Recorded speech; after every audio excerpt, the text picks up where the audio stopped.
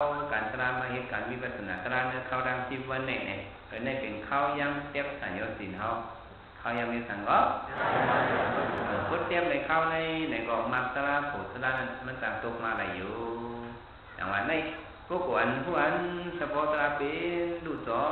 แต่หันเป็นดูชุดกว่าตัวเก็บตัวกำนั้นเนี่ยในห้องว่าพวกผู้หังในพวกผู้ชอดาบานพวกผู้หังก็มักตราโผตราเตปนีมันเป็นเทียบในสิ่งที่วิสิกิจศาสตร์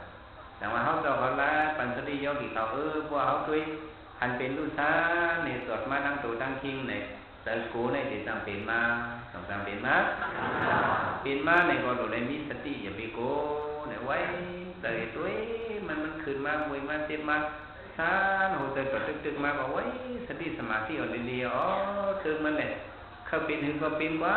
เขาเห็นตาลาดงเอามันวาลาเนี่ยฟ้องเขาเก็บเกิดขึ้นนั่นทำเยอะติดอันมีติดตัวเขาเนี่ยก็เขาจุนขาดอะไรเอาต้องขาดอะไรมันขาดนะพอมันขาดเรื่องนั้นในบางอย่างผู้อย่างนี้มันตั้งตกมาว่าเป็นเรื่องนั้นมาเนี่ยก็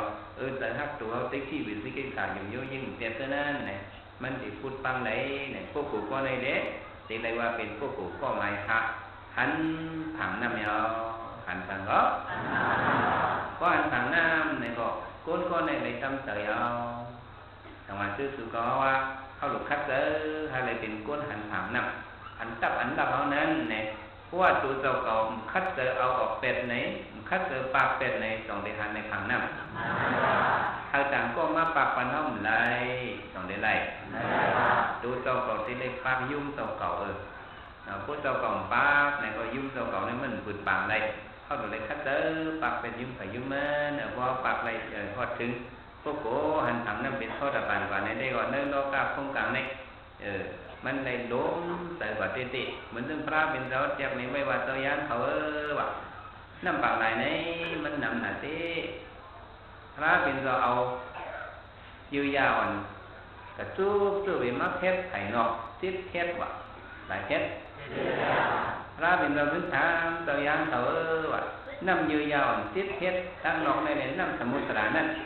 อันเราน้ำในถามยานเขายานถอดเสาที่ขาน้ำสมุทรในน้ำเน่นกะน้ำติดเพชรอ่อนนั้นย่ำในห้องมาเป็นน้ำอ้อยพระเป็นเราจังว่ายานเขาพวกกูอันเป็นโซดาปันผู้อันเสตตรากว่านั้นใน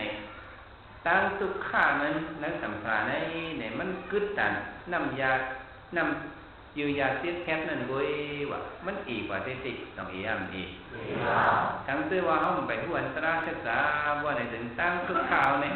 ตินน้ำตันน้ำสมุทรละตินน้ำตันเลยน้ำตาเขาในว่าเขาไปผู้หันตลาในตินน้ำตันน้ำตินน้ำสมุทรละว่ะแต่ว่าเขาหันตลาศึกษากว่าโม้ยวางใส่กว่านี้น้ำตาทอดป่านนั้นมันก็ดีขึ้นตันหมกน้ำยาเพียรอ่อนติดเพียรนั้นด้วยเนี่ยมันบ่ได้ไม่เอาลองได้ไม่บ่ได้ไม่นะเหมือนเรื่องนั่งวิสาขาเนี่ยมันนั่งก็ยังไห้มีบองลายยิ่งเหมือนมันตายว่ะก็ตู้ดีปลาเป็นโซอย่างนั่งวิสาจึงจำสายหวยมาเนี่ยหลานยิงขาวตายเนี่ยก็ให้ไปนาปลาเป็นโซน้ำตามันจึงย่อยต้องย่อยไม่ย่อย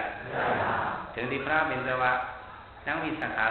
ทางว่ามันมีหลานยิงว่าซึ่งไหนเทียงปากก้อเนี่ยต้องมาติดส้มข้าวเนี่ยว่าทางมีเทียงเห็นก็ต้องได้ข้าไรเนี่ยข้าไรข้าวเนี่ยนั่งวิสาขาหรือยิงเพราะว่ามันมีหลานยิงเห็นก็อะไรพวกหลานยิงมาตายเห็นในก็มาติดอะไรใจใครแทงเห็นหนึ่งเนี่ยกล่องเตอใครใครมันต้องได้ว่าที่ไหนนี่พวกมีก็ไม่มีก็ไม่มันเป็นที่ไหนก็พวกหมอไว้บางเตอได้ก็เหมือนเรื่องนั่งวิสาขาเขาเนี่ยก็ขึ้นกีเตอในกำเดียวเนาะแต่ว่าเขาหลุดคัดเตอหักปากเป็นไรยุ่มอันมาที่ไผ่นาเขาเนี่ยเป็นพวกโก้ก็ด่าบานพวกโก้ก็ไม่หาถ้าไม่ก็ไม่พกในจำเป็นก็ดุยออกก็อย่างก็ลุยออกในพระเป็นตัวทำแจกในว่าเหมือนหนังสักการะกรรมเหมือนพวกหวงก็สักการะกรรมนี่แหละเขาไล่ตารางมักตารางโผตราของสัตว์เพราะเป็นตัวไหนพวกกูทอดแต่ป่านเนี่ยแต่เดลมาตีแทงเนื้อกามาโคงกังเนี่ยได้ตีแทงซิดสัตว์คุยหลายสัตว์พุทธิสแล้วในเขาแถวเมืองสางในลูกที่เมืองสางในลูกเขานี่ปั่นเว้ยในพ เขาดับป่าในทุกข้าแต่ได้กับฮอดงานไล่ตริสันพิจาอสุรเกนั่นในปีน้อเนี่ยมันลมเตยกว่าที่ตีต้องลมเตยเพราะว่าเป็นสักดากรรมในได้ก็แต่ได้มาตีแทงโค้งกรรมในตีแทงปองไว้ยาวก็เกี่ยวกับเมืองสั่งในลูกเมืองสั่งในเขานี่ปั่นกับเขาในคนไรอ่ะในเป็นพวกโกก่อนลุยออกนั่นได้เป็นสักดากรรมก็ไม่พบในเป็นพวกโกอันไก่ยัน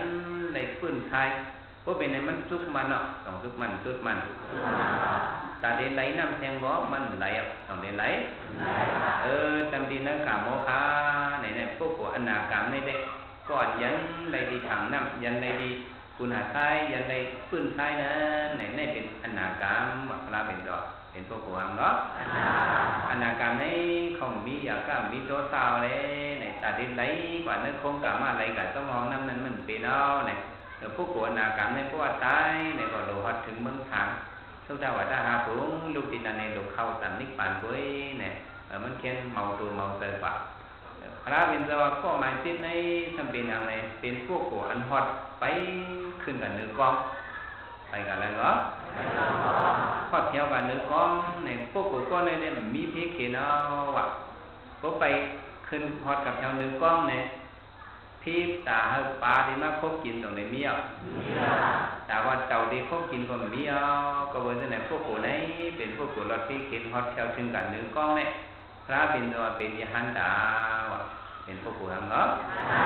ยหันดาเนี่ยพวกโกมีตังเสียงมีจิตก่อนมีไหนก่อนสมเห็นไหนเนี่ยเป็นก่อนนึงก่อนต้นได้ผู้มาตั้มหนึ่งเองคือสมกว่านั้นก่อนนึงก่อนผู้เห็นไหลนั่นก่อนนึง